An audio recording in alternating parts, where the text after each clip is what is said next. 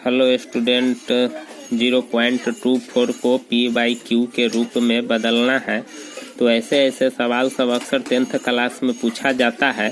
तो इस सवाल को हल करने का सबसे आसान तरीका है कि सबसे पहले हम देखेंगे कि डॉट या रेखा कितने अंकों पर लगा हुआ है। तो ऐसे सवालों में हम सबसे पहले मान लेते हैं कि माना कि x बराबर 0.2।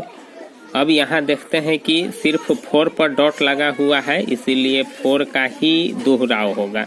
जितने अंकों पर दोहराव रहता है, जितने अंकों पर डॉट लगा हुआ रहता है, उतना ही अंकों का दोहराव होता है। तो अब हम इसको समीकरण 1 मान लेते हैं। फिर उसके बाद अब देखते हैं कि कै गो अंकों के बाद अंकों का दोहराव हो रहा है। तो यहाँ देख रहे हैं कि दशमलव के बाद एक अंकों के बाद अंकों का दोहराव हो रहा है। तो इसमें हम 1 पर 1 0 से दोनों तरफ गुना कर देते हैं।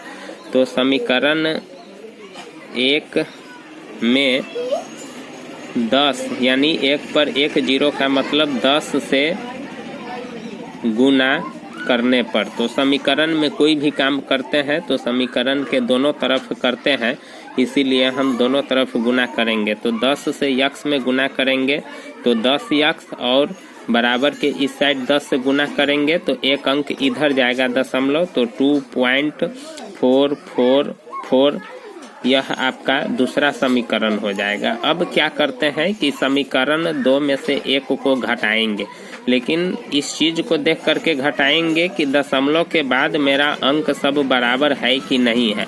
तो यहाँ देख रहे हैं कि दशमलव के बाद 4 4 है, और यहाँ समीकरण 1 में देख रहे हैं कि दशमलव के बाद 2 है। तो हम समीकरण 2 में से 1 को नहीं घटाएंगे, एक समीकरण और आगे बनाएंगे।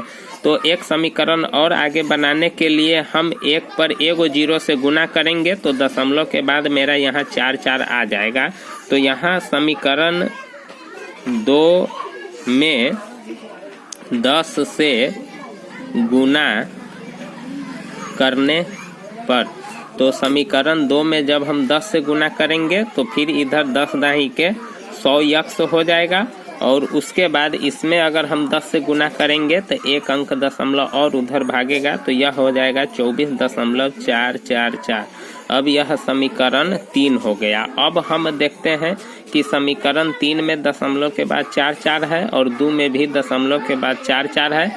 तो अब समीकरण 3 में से 2 को हम घटाएंगे। तो यहाँ लिखेंगे कि समीकरण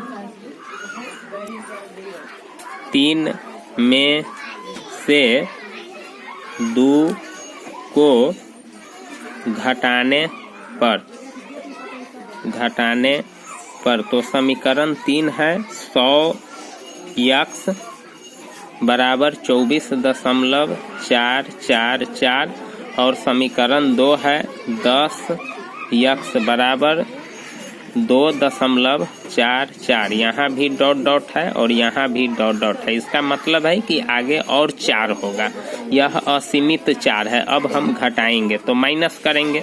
तो यहाँ देख रहे हैं कि दशमलव के बाद सिर्फ 4 4 है, तो दशमलव के बाद सिर्फ 0 0 होगा नहीं, और इधर 4 में से 2 गया तो 2, और यहाँ हो जाएगा 2 बराबर 100x में से 10 जाएगा तो 90x।